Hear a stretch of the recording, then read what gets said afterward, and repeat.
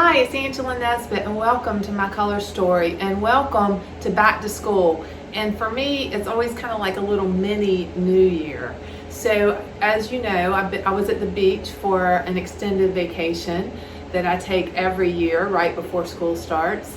And for some reason, the back to school season feels to me kind of like a mini New Year. So I always feel like it's a fresh start, and I always want to set new goals and kind of have this really exciting plan in place for the fall. And it kind of makes sense because when the holidays start, it kind of all goes crazy and all our goals and everything kind of get sidetracked with the holiday hustle and bustle. But we have this period of time between, I like to say Labor Day and Thanksgiving, or maybe a little after Thanksgiving, that is kind of a calm and productive and inspiring segment of time that I really enjoy. So when I come back from my summer vacation, I always come back refreshed. I've done some thinking and soul searching, and I'm ready to go. So today I'm sharing with you how I have gotten back to work in the studio, and hopefully some of these tips will help you as well.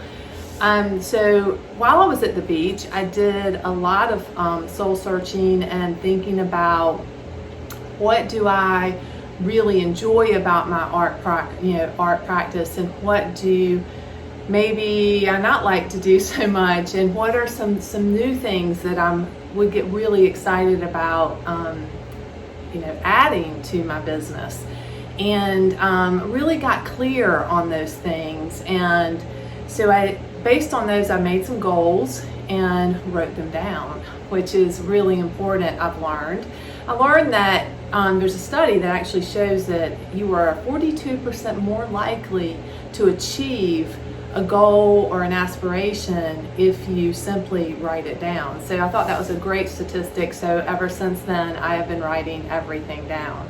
So I did the goal, the soul searching, I set the goals, and then I wrote them down. So this is actually the kind of the really big categories of my goals. Each one of these will have a really long list of things to do underneath. So it's a pretty intense, busy schedule, but that's kind of how I roll. And there's also some really exciting things on there, so I'm super excited. So after I wrote them all down, I decided, I always leave my studio in an enormous mess. It's crazy. I am not a messy person at all. Like in my life, no one would describe me as messy. But something happens in my studio when I'm either working up to a deadline, or when I'm working up to a vacation, or some sort of breaking point. Everything goes bonkers and bananas in here. So it was horrible when I left for my beach trip. It was really a disaster. So I came back with all these great new ideas and set my goals and made my to-do list, but my workspace was in a mess. So I spent the weekend organizing and cleaning, and really just setting up my space for the goals that I've set. So not only my studio painting space, but also my office, because a lot of what I'm going to be working on actually is going to be behind the scenes.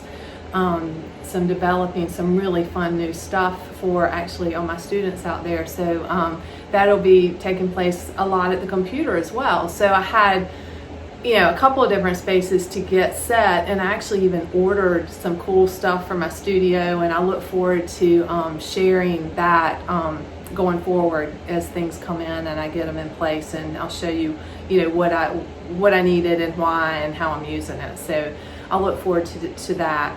And then lastly is just actually, at some point you have to actually hit the easel.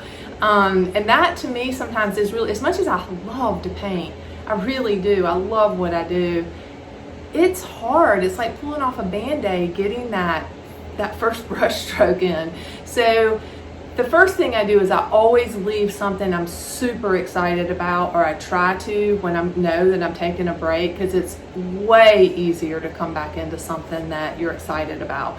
So I had the beach series going, and so that's here. I jumped into Jumping Girls. They're really almost totally finished after that one session, but it wasn't comfortable. I was like a little uncomfortable. Got the music playing and jumped in, but it was like literally 30 minutes, and I was totally back in my zone, and that was over with. So if you do have that kind of discomfort, just push through it a little bit and just jump in. Just do something. Get to the palette, to the painting, something, and I promise it will start flowing a lot easier. So I hope those tips help. I'm going to be sharing a lot of inside, behind the scenes, more about my to-do list, more about the beach series, more about the things that I ordered for my studio in my private Facebook group, Angela's Color Story, which is super easy to join. It's free. It just takes a couple of seconds.